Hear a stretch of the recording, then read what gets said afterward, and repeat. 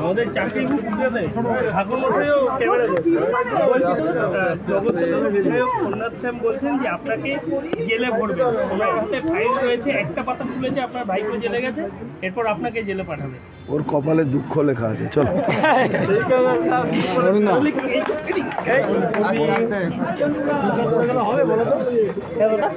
ওর কপালে দুঃখ লেখা আছে। কি কারণে এই ধরনের মন্তব্য? বললাম তো ওর কপালে দুঃখ লেখা আছে, কি বলবো? হ্যাঁ,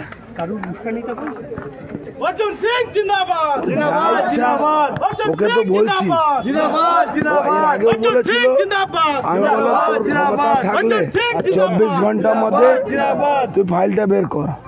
আমি যেদিন ফাইল বের করব বালু মল্লিক হয়ে যেত। ওই সোমনাথ শ্যাম আর পার্থ ভৌমিক সব বালু মল্লিক হবে। বললাম তো বালু মল্লিক হয়ে যাবে এরা।